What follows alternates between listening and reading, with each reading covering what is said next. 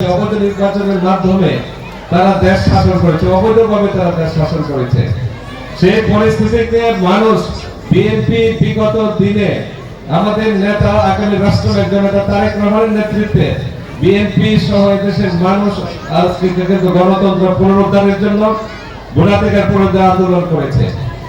যে চূড়ান্ত আন্দোলন হয়েছে সেখানে আমাদের 400 বেশি নেতা কর্মী নিহত হয়েছে। কাজে এইসব বিএনপির এত ত্যাগ তিতিক্ষা আজকে জনগণের মনে ব্যাপক দাগ কেটেছে। এবং আপনারা জানেন যে রাষ্ট্র সংস্কারের জন্য আমাদের নেতা জনতা তারেক রহমান যে 31 দফা দিয়েছে সেটিও আজকে জনগণের মধ্যে ব্যাপক দাগ কেটেছে এবং জনগণের মধ্যে জনগণ ব্যাপকভাবে গ্রহণ করেছে। যার ফলশ্রুতিতে আমরা দেখতে পাচ্ছি যে বিএনপির সমর্থন ব্যাপকভাবে বেড়েছে দেশের মধ্যে, সারা দেশে বেড়েছে, শ্রীপুরে বেড়েছে, গাজীপুরে বেড়েছে এবং এই গাজীপুর ইউনিয়নে বেড়েছে।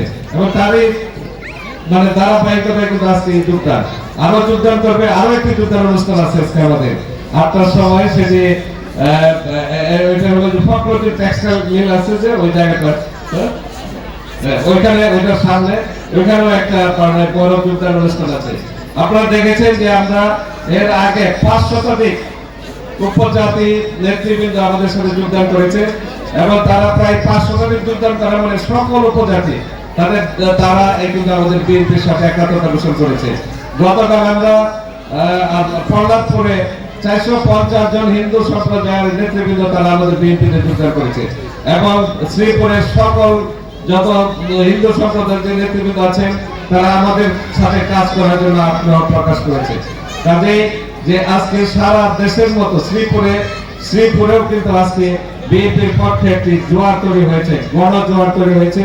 আমরা বিশ্বাস করি এবং আস্থা রাখি এই গণজোয়ার অব্যাহত থাকবে এবং আমরা এই গণজোয়ারকে কাজে লাগিয়ে মানুষের সমর্থনকে কাজে লাগিয়ে ইনশাআল্লাহ আগামী দিনে বাংলাদেশ জাতীয়তাবাদী দলকে এই আসন বাংলাদেশের এলাকার মানুষ, এলাকার জনগণ এই আসনটি বাংলাদেশ জাতীয় জনাব তারেক রহমানের স্নেহভাজন এবং উনি আমাদের আস্থাভাজন একজন নেতা।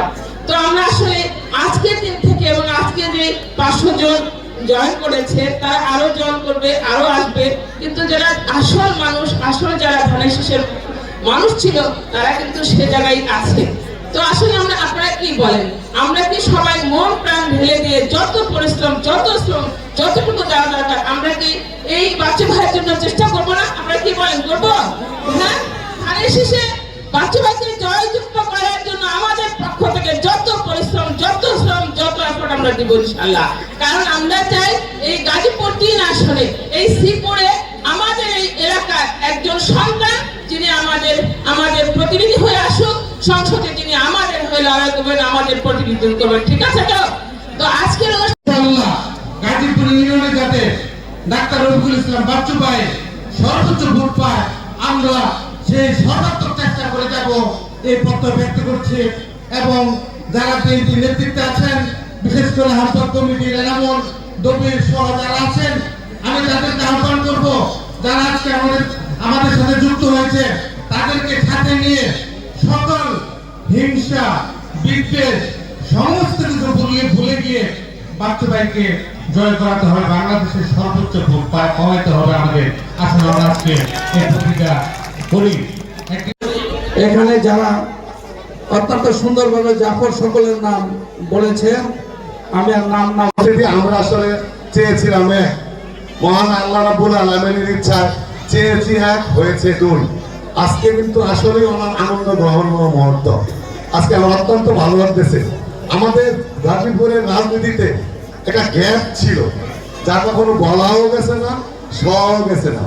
একদিক থেকে আজকের আসেন চেয়ারম্যান সাহেবের যোগদান অনুষ্ঠানের মাধ্যমে যেটুকু পূরণ হয়েছে, তার বাকি যেটুকু ছিল এটুকু আজকে আকরাম ভাইয়ের আজকের এই অনুষ্ঠানে উপস্থিতির মাধ্যমে পূরণ হয়ে গেছে। আমাদের গাজীপুর আজকে কানায় কানায় পরিপূর্ণ। সুতরাং আমরা গাজীপুরকে নিয়ে গর্ববোধ করি।